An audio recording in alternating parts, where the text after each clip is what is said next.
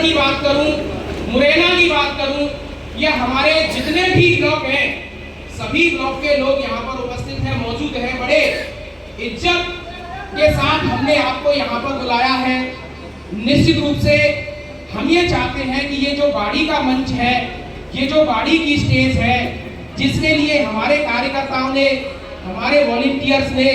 इतनी मेहनत की है, ना दिन देखा ना रात देखा, निश्चित रूप से उन्होंने 10 दिन से की है, लेकिन आप पिछले कम से कम 3 महीने से कर रहे हैं। और खासकर मैंने व्यक्तिगत रूप से हर मंच से ये बात शुरुआत में रखी है कि आपकी मेहनत को दिल से सलाम है और हमारी पूरी आवाम का उम्र आपको सलाम करती रहेगी इंशाअल्लाह। इसमें कोई दो राय नहीं है, इसमें कोई दो राय नहीं है। लेकिन जब हम चौरागी महापंचायत में गए, हमारी तरफ से मैं था, मेरे बड़े भाई साहब थे, वकील साहब इसाक मार साहब थे, राज बहादुर मामा भी थे जंगीर से, हमारे मात्र 5-6 लोग थे। हमने वहां जाकर के वास्तव में एक बहुत बड़ा मंच देखा, बड़ी व्यवस्था है। ये बात सत्य भी है कि भाई साहब जो बातें आपने रखी या जिन बातों पर बहस चल रही थी, भाई साहब ने भी अपने माध्यम से अपनी बात भी रखी, मौजूदों पे भी बात रखी और निश्चित रूप से उन प्रस्तावों को पास भी करवाया। हमारे कैलारस के लोग भी थे, माननीय हमारे अफजल साहब ने उस मंच की निशानत करी थी और निश्चित रूप से बहुत अच्छे वक्ता है। और मैं कहता हूँ इनकी मेहनत मुझे लगता है इसके तिनके के बराबर भी हमको मिल जाए तो मुझे लगता है कि मेरा जीवन सफल हो जाए, इसमें कोई दो राय नहीं है। लेकिन वहां से जो मुद्दे हमारे पारित होकर के आए, हमने हमारी आवाम से घर घर जाकर के डोर टू डोर मुलाकात करके बात की, तो उन्होंने इस बात पे आपकी तालियां बजानी चाहिए, उन्होंने दिल से स्वीकार किया कि इंशाअल्लाह हम आज से ये 14 मोतियों को स्वीकार करते हैं। और चूंकि हमारे यहाँ कोई अभी शादी की रस्म नहीं हुई, लेकिन मैयत की जितनी भी मैयत हुई है उसमें जो रस्में चलती थी और इन 14 मौजूदों में जिन रस्मों को बंद करने की बात थी, हमने बड़े रिक्वेस्ट के लहजे में उनसे कहा और जितनी मैयत हुई उनको वहां पर अप्लाई नहीं किया गया, बिल्कुल अप्लाई नहीं किया गया। आप समझें, इसका मतलब हमारी धौलपुर की आवाम कितनी सीधी है, इसमें कोई दो राय नहीं है। उनसे कह रहे हैं कि आप यहाँ पर इस धूप में खड़ा होना है, वो हो रहे हैं।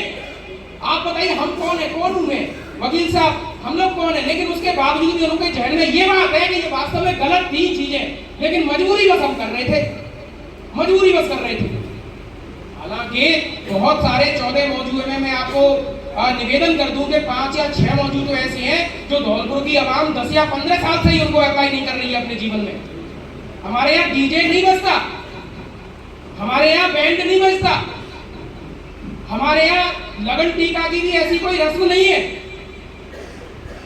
बहुत सारी ऐसी चीजें हैं जो हमारे यहाँ पहले से नहीं होती। लेकिन जब हम गए गांव में तो उन्होंने ये कहा कि साहब हम आपकी जो बाकी बातें हैं जो पहले से हो रही हैं वो तो ठीक है, जो बाकी बातें हैं उनको मानने के लिए तैयार हैं और इंशाअल्लाह मानेंगे आप जैसे कहेंगे, क्योंकि ये अच्छी बातें हैं। सिर्फ इसलिए नहीं मान रहे कि वकील साहब जा रहे हैं, सिर्फ इसलिए नहीं मान रहे कि मजीद भाई साहब इनके स्टूडियो वाले जा रहे हैं तो इनकी बात को रखने के लिए बोला जा रहा है, सिर्फ इसलिए नहीं मान रहे कि सब्बीर बाबा जा रहे हैं, वो इसलिए मान रहे हैं क्योंकि वो अच्छी बातें थी, हर मंच से तारीफ की गई और वो सारी बातें हमने उनसे रखी और वो मानने के लिए तैयार हो गए। लेकिन उनकी सामने से जो डिमांड थी कि साहब 2-4 बातें हमारी और है, अगर ये बातें और अगर अप्लाई हो जाए, सबसे ज्यादा पीड़ित है यहाँ की आवाम। जैसे मान लीजिए एक बात ये थी कि साहब वो झगड़े हो जाते हैं, लड़कियां बैठी हुई हैं। अब कैलारस के मंच से भी इस बात पर चर्चा हुई थी, मैंने भी अपनी बात रखी थी और हमारे अफजल सर ने भी ये बात रखी थी, तो कोई ऐसी खास बात नहीं है। ये एक बात थी तो हमने कहा ठीक है हम चर्चा में लेकर के आएंगे, हम चर्चा में लेकर के आएंगे। एजुकेशन में एक क्लियर बात, शिक्षा विकास की बात तो हम कर रहे थे अपने 14 मौजूदों में और ठीक है अच्छी बात है। आपने खुलकर के भी एक पुस्तिका जारी की, उसमें खुलकर के कह दिया तो उसमें और भी बहुत सारी चीजें क्लियर हुई और हम कहते हैं कि वो भी बहुत अच्छी बात की जो आपने दी है।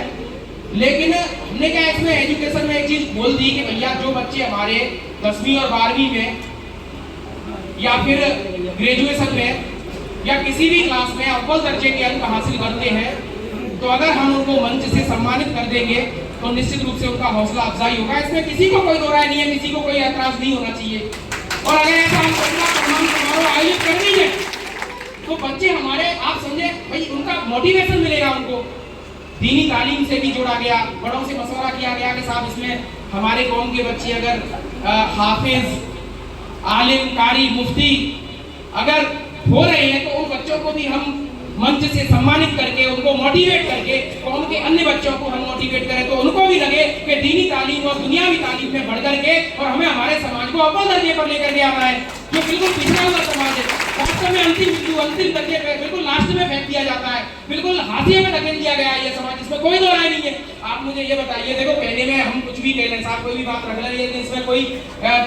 गुरेज वाली बात नहीं है कि जहाँ मुस्लिम समाज के भी कोई पंचायतें या कोई बात होती है तो वह रंगरेज समाज, ठीक है रंगरेज समाज होता होगा, रंगरेज समाज आप देखो ये है चीजें।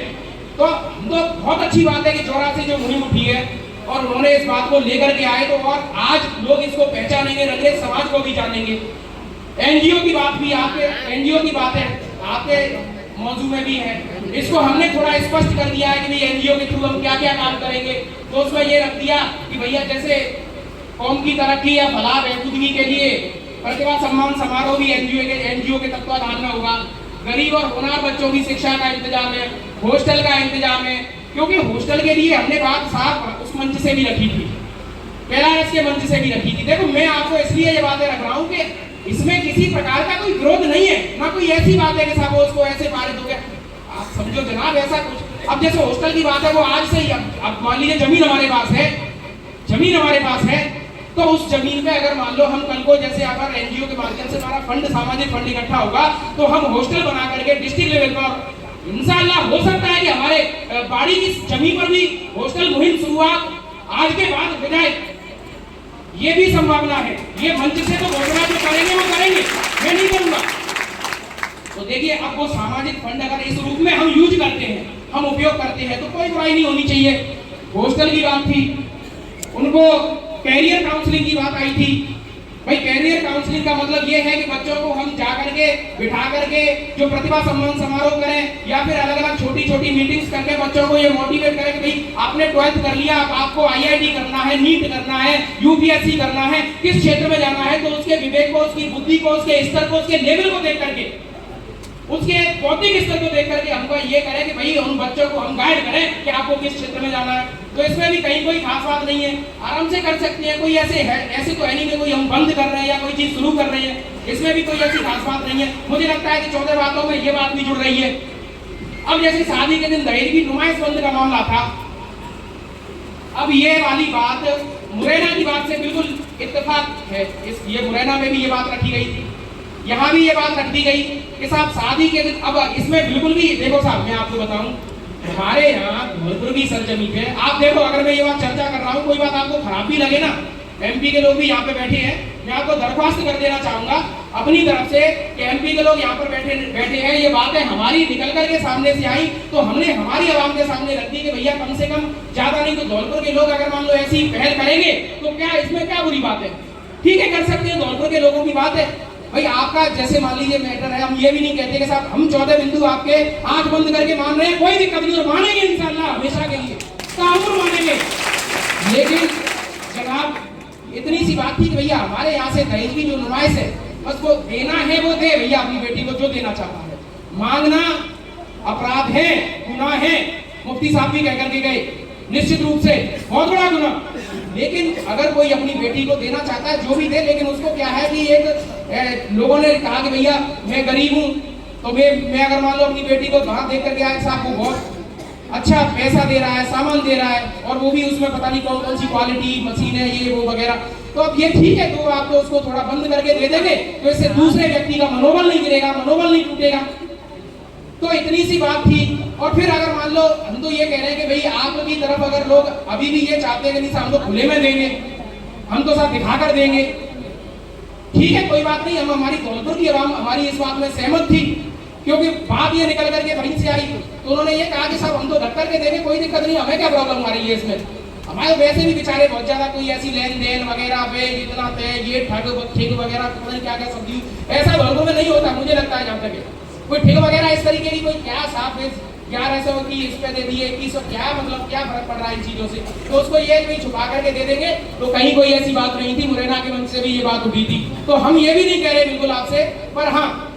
धौलपुर के लोग इसको मानने के लिए तैयार थे, तब हमने ये बात रखी। अब विवादों का सामाजिक कमेटी द्वारा समाधान क्या नई बात है साहब, आप मुझे बताइए। अफजल सर ने भी ये कैलाश के मंच से ये बात रखी थी,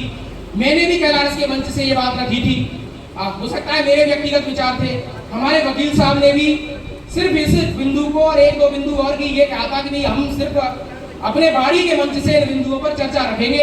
अवाम के सामने, लेकिन हमने क्या किया कि इन बिंदुओं को अवाम से ही निकल करके आ गए, वो बोले कि साहब इन बिंदुओं पे और चर्चा करवाओ, आप इन चीजों पे और बात रखवाओ, अगर हो सकता है कि ऐसा भी है कि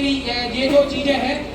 ये हमारी आवाम ये चाहती है कि भैया ये हमारे यहाँ नहीं होना चाहिए, तो कहने का मतलब सामाजिक कमेटी के माध्यम से अगर किसी के विवाद सुलझ जाएंगे, अफजल सर ने पूरी प्रोसेसिंग भी बताई थी, किसी प्रकार का कोई इसमें विरोध या ऐसी कोई बात ही नहीं है, मुझे बताओ आप। अफजल सर ने अपनी बात उन्होंने ये भी बता दिया कि कमेटी कैसे इसको सॉल्व करेगी इन मुद्दों को, और अच्छी बात है साहब किसी के 5-5, 10-10 साल से इस तरीके का चल रहा है, और फिर अगर मान लो वो एक तरफ हो जाए, या तो उनका रिश्ता जुड़ जाए या एक तरफ हो जाए, और आगे से इंशाल्लाह ऐसी व्यवस्था है, वैसे ही समाज सभी मिलकर के कर ही रहे हैं कि भाई ऐसी स्थिति शायद 99% बने ही ना, तो पहले से जो चले आ रहे हैं वो कहीं ना कहीं उनको हम सॉल्व कर सकते थे, तो ये बातें बहुत सारी निकल के आई थी, जेमा वाली बात है, आड़ वाली बात है, झूठन वाली बात है, ये एक नई बात हो सकती है, ये एक नई बात हो सकती है बिल्कुल, लेकिन ये बात हमारे सामने इतनी आई गांव से कि नहीं साहब इसको मौजूद में आप रखी लो, मुझे लगता है ये एक नई बात है, बाकी सारी बातें सब इत्तेफाक है उन्हीं बातों से, उन्हीं को कहीं ना कहीं तोड़ मड़ोड़ करके कहीं ना कहीं उसको विस्तार दे करके कुछ भी मान लो आप उसको, तो ये गाली झूठन वाली बात थी, पर चक्कर क्या है कि हमारे यहाँ एक ये है कि साहब वो कई बार ये होता है कि वो पूरी बस भर के आ जाती है किसी एरिया से, 2 बसें भर के आ जाती हैं, और पता चला कि वो आप समझे इस बात को, मैं बहुत ज्यादा विस्तार से नहीं इसलिए कहना चाहता क्योंकि ये समाज की बातें आप सब एक दूसरे को समझते हैं, एक दूसरे को जानते हैं, हो सकता है अगला बेट वो व्यवस्था नहीं कर पाता, और फिर दूसरी बात ये है कि बस भर के भी आ गई, अब वो उन्होंने वो पैसे डालने का उनके पास भी लोड रहता है कि साहब मेरे तो 200 लोग गए हैं, अब मुझे कम से कम साहब 2 लाख या 1 लाख तो डालने हैं, अब कितना ये मतलब थोड़ा सा गलत सा लगता है, कहने में भी अजीब सा लगता है, तो बस वो चर्चा रखवाने की बात थी कि साहब इसकी चर्चा जरूर हम आप बाड़ी के मंच से करवाना भी ठीक है साहब, इस बात को रख लेते हैं।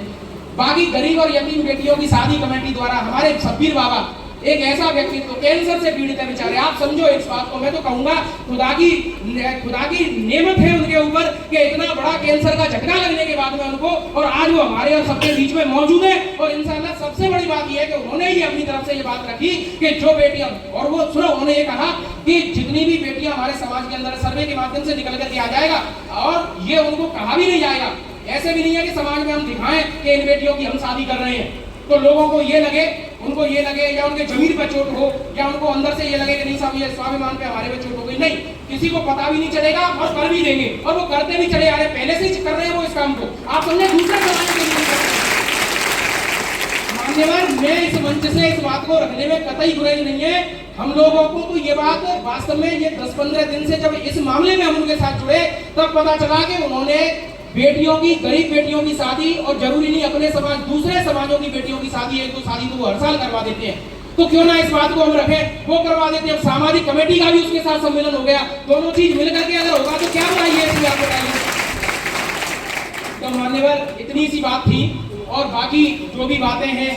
वो सब हमारी चलती रहेगी, तो मैंने ये मैं इस मंच पर हमारे बीच में उपस्थित हमारे हाफिज साहब, मुकीम साहब हमारे बीच में मौजूद है, और इंशाअल्लाह हमारे मुफ्ती साहब भी हमारी बिरादर से हैं, और हमारे मुफ्ती हाफिज साहब भी हमारे बिरादर से ही हैं, तो हम चाहेंगे कि उनकी कुछ बातें हैं तो वो इस मंच के माध्यम से अपनी बात रखें। हाफिज साहब।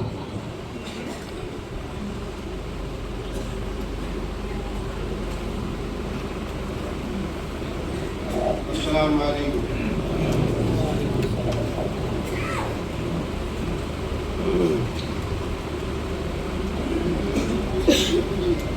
जितने भी यहाँ पर